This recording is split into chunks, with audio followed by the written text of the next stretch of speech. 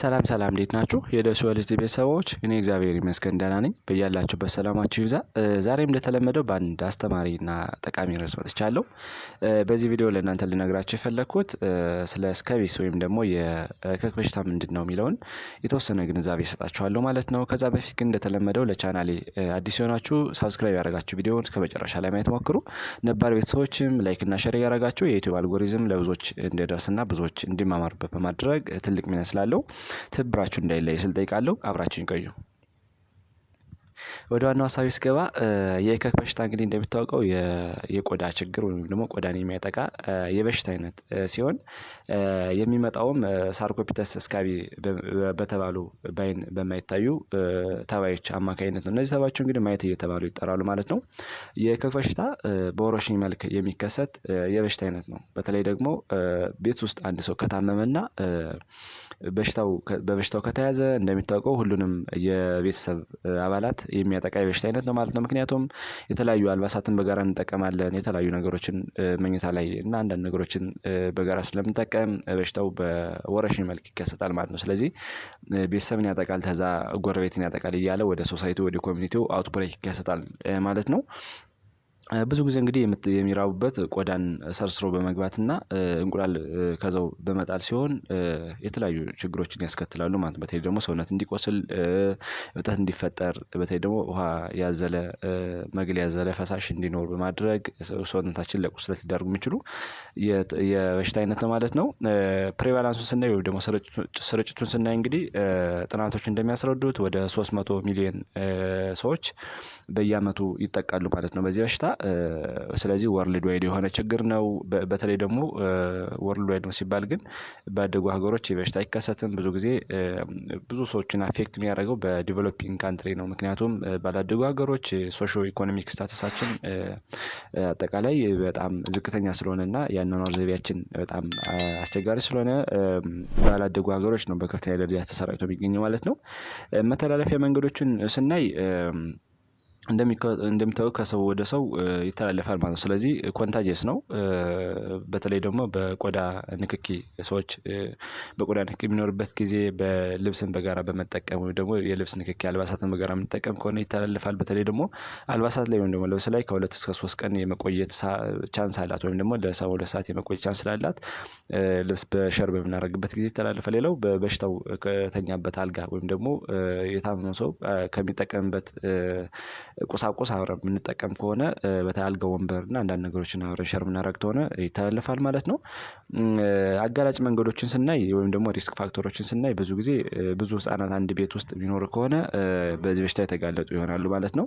ከዚህ በተጨማሪ አልባሳትን በጋራ መጠቀም ቅድም እንዳልነው የተለያዩ አልባሳትን እንደ ልብስ አንዳንድ ነገሮችን በጋራ መጠቀም ከሆነ ከሰው ወደ ሰው ኮንታጂየስ ያደርጋል ማለት ነው። ከዚህ በተጨማሪ የሰውነት ንጽህናን አለመጠበቅ ነው። በተለይ ቅድም እንዳልነው በንጽህናን በደንብ ማንጠብቅ ከሆነ ሃይጂኒክ አክቲቪቲ ትልቅ ፋክተር አለው ማለት ነው ለስካቢስ። ከዚህ በተጨማሪ የቤተሰብ የኑሮ ሁኔታ ነው። በተለይ ደግሞ ቅድም እንደጠቀስነው ሎው የሆነ ሶሾ ኢኮኖሚክ ስታተስ ካለን ወይም ደግሞ ኢኮኖሚያችን ዝቅ ያሉ ሀገሮች ኢትዮጵያን ጨምሮ የዚህ በሽታ ስርጭት ከፍ ያለ ነው ማለት ነው። ብዙ ሰው በአንድ ቤት የሚኖር ከሆነ በተለይ ደግሞ መስሪያ ቤት ላይ እስር ቤት ላይ ወይም ደግሞ የሪፊውጂ ካምፕ ላይ ወይም ደግሞ የስደተኞች መጠለያ ካምፕ ላይ ሊኖር ይችላል። ስኩል ላይ ሆስፒታል ላይ እና የተለያዩ ነገሮች ላይ ክራውድ የሆነ ኢንቫይሮንመንት ለዚህ በሽታ አጋላጭ መንገዶች ናቸው ማለት ነው። ምልክቶቹን ስናይ በተለይ ደግሞ ማታ ማታ ማሳከክ ነው። ማታ ማታ ምክንያቱም በተለይ ደግሞ ማታ ላይ በጣም አክቲቭ ትሆናለች ሙቭመንት የምትጀምረው እቺ ማየቷ ማታ ማታ ስለሆነ በጣም የማሳከክ ነገር ይኖራል። ከዚህ በተጨማሪ የቆዳ ሽፍታ ነው። በተለይ ይሄ የቆዳ ሽፍታ መግል ያዘለ ሊሆን ይችላል ውሃ የቋጠረ ሊሆን ይችላል። የቆዳ ሽፍታ ይኖራል። የቆዳ ቁስለት ነው። ቀስ እያለ ቶሎ ካልታከመና ሰውነታችን ብዙ ቦታ የሚያዳርስ ከሆነ የቆዳ ቁስለት ይከሰታል ማለት ነው። ስለዚህ እንደነዚህ አይነት ሲምፕተሞች ወይም ደግሞ ምልክቶች ይታያሉ። የሚያጠቃው የሰውነት ክፍል በተለይ ደግሞ በእነዚህ የቆዳ መሸብሸብ በሚገጥምበት አካባቢ ወይም ደግሞ የቆዳ መሸብሸብ ባለበት አካባቢ ነው ብዙ ጊዜ እነዚህ ማየቶች ለመኖሪያ ምቹ በሆነበት ኤሪያ ነው የሚኖሩት። ለምሳሌ በጣቶቻችን መካከል ወገብ አካባቢ የክንዳችን መታጠፊያ ወይም ደግሞ የልባው አካባቢ ይኖራሉ። እግር ላይ ሴቶች ላይ ደግሞ ጡታቸው አካባቢ ይኖራሉ። የወንድ ብልት አካባቢ እነዚህ አካባቢዎች እንግዲህ ለእነዚህ ተባዮች ለመራባት በጣም ምቹ ስለሚፈጥሩ እነዚህ አካባቢዎችን ይይዛሉ። በህፃናት ላይ ደግሞ በራስ ቆዳ ላይ ይኖራሉ። የእጅና እግር መዳፍ ላይ አካባቢ ደግሞ ህፃናትን ያጠቃሉ። ከዚህ በተጨማሪ ፊት ላይ ነው ማለት ነው። ስለዚህ ህፃናትን እንደዚህ ያጠቃሉ። ሌላው ደግሞ ህፃናት ላይ እንግዲህ እንደ አጠቃላይ በሰውነታቸውን እንደ ሽፍታ አማካኝነት ሁሉም ሙሉ ሰውነታቸውን ራሱ ሊይዛቸው ይችላል ማለት ነው። ወደ ምርመራው ስንሄድ ብዙ ጊዜ በሁለት አይነት ነገሮች ነው ማወቅ የምንችለው። አንደኛ ክሊኒካሊ ነው። በተለይ ዌል ኤክስፐርትድ የሆነ ሰው ወይም ደግሞ ኤክስፒሪየንስ ያለው ሰው ወይም ደግሞ ኤክስፖዠር ያለው ሰው ብዙ ጊዜ ክሊኒካሊ ያክማል። በተለይ ደግሞ ሂስትሪን የሰውየውን ሂስትሪ ወይም ደግሞ የሴትዮቷን ሂስትሪ ዲግ አውት በማድረግ ሂስትሪ ይጠይቃል። ከዛ ፊዚካል ኤግዛሚኔሽን ይጠቀማል። ለምሳሌ ኢንስፔክት ያደርጋል፣ ያለውን የካራክተራይዝ ያደርጋል። ስለዚህ ክሊኒካሊ ያክማል ማለት ነው አንዳንድ ሰው።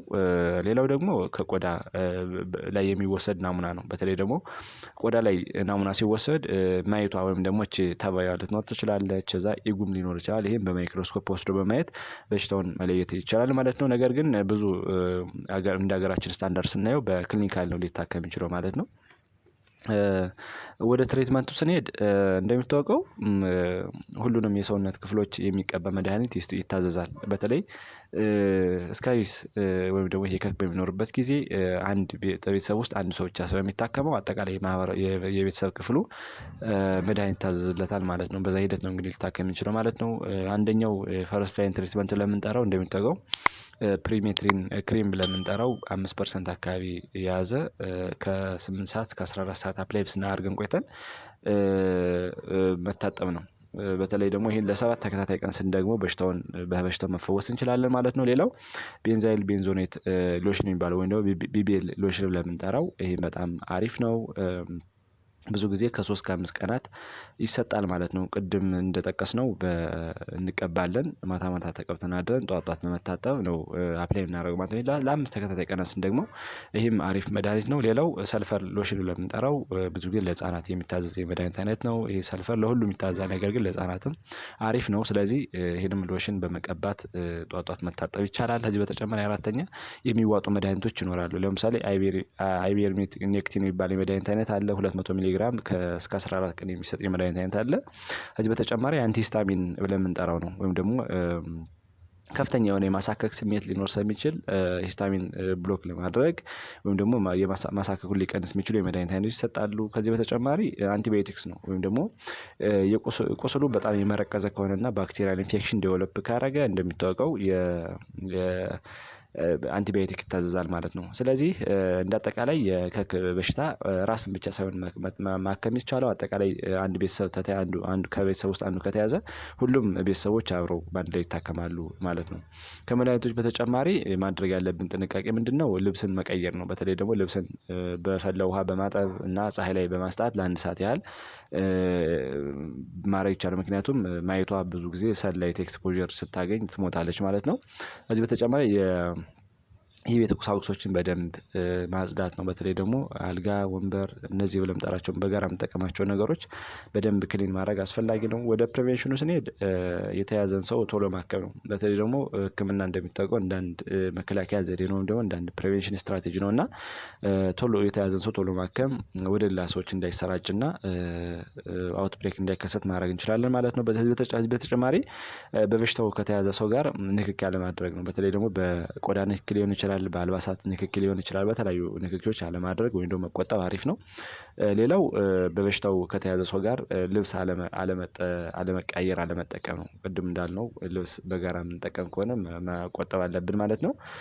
የተጠቀሙበትን ልብሶች በደንብ በፈላ ውሃ ማጠብና ለ1 ሰዓት ያህል ፀሀይ ላይ ማስጣት አንዱ እንድንከላከል ከሚያደርጉ ነገሮች ውስጥ አንዱ ነው ማለት ነው። ምክንያቱም ማየቷ ወይም ደግሞ እቺ በአይን የማትታይ ተባይ ፀሀይ በከፍተኛ ደረጃ የሚያገኛት ከሆነ ቶሎ እንድትሞት ያደርጋል እና እነዚህን ነገሮች መተግበር በጣም አሪፍ ነው ማለት ነው። ስለዚህ ስለ ስካቢስ ወይም ደግሞ ስለ እከክ በሽታ የተወሰነ ግንዛቤ አግኝታችኋል ብዬ አስባለሁ። ይሄ ትምህርት ሌሎች እንዲደርስ ላይክ፣ ሼር፣ ደግሞ ሰብስክራይብ ያደረጋችሁ ትብብራችሁ እንዳይለይ ስል እጠይቃለሁ። ባይ ባይ።